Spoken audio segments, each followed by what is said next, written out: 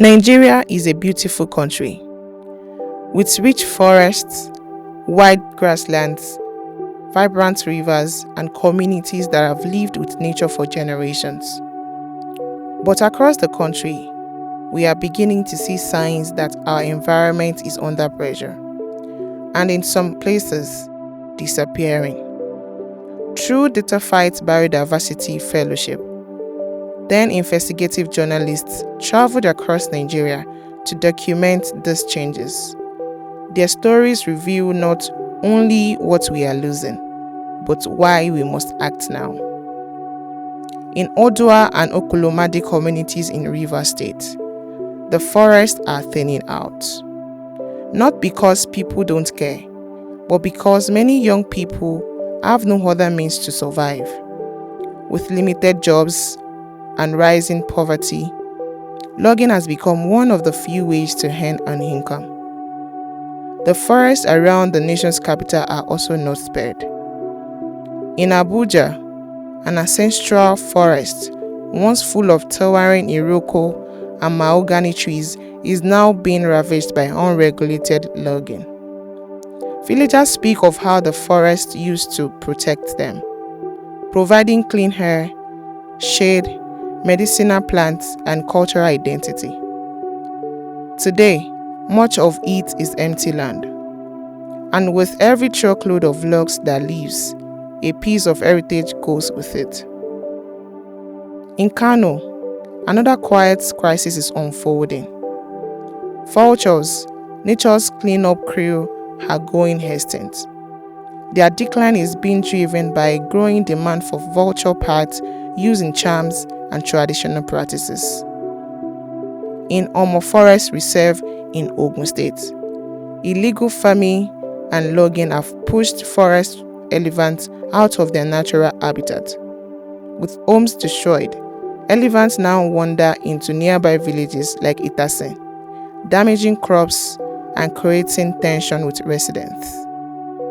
In Sokoto State, the African locust tree, valued for its food and medicinal benefits, is disappearing. Armed conflicts, military operations, and climate-induced flooding have made entire areas inaccessible, leaving the trees vulnerable to uncontrolled harvesting and exploitation. It's not just trees, even donkeys in the region, once central to trade and rural life, are declining due to overexploitation and changing economic pressures. In Akwa Ibom, a refinery and highway project wiped out the historic Stubbs Creek forest, a unique biodiversity hotspot that may never return.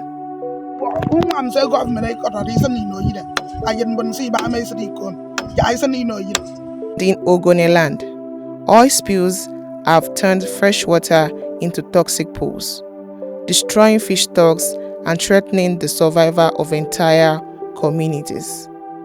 Our environment has been bastardized. The waters have been polluted. Our source of water is no longer what it used to be. Before now, you can see that this stream was the major source of water to the entire organic community. But today, I think such cannot be said again, because the water has been polluted. As you can see, we are even perceiving hydrocarbon products. These are not just environmental damages, they are losses of livelihood, identity, and culture. Amidst all these threats to biodiversity, there are stories that remind us that recovery is possible. In Edo State, at the Okomu National Park, a community-driven conservation model is showing true promise. Here, people who once depended on the forest in unsustainable ways have been integrated into new livelihood opportunities. A similar story is unfolding in Cross River State. In the Ekore Rainforest, one of Nigeria's oldest community-owned forests, a dedicated group of rangers known as Eco Guard is standing up against the exploitation of nature. These stories reveal the challenges facing Nigeria's biodiversity, from economic pressures to cultural beliefs to development projects to environmental neglect. But they also show something powerful, that with community involvement, alternative livelihoods, strong policies, and persistent advocacy, nature can recover and communities can thrive. Nigeria's biodiversity is not just about plants and animals.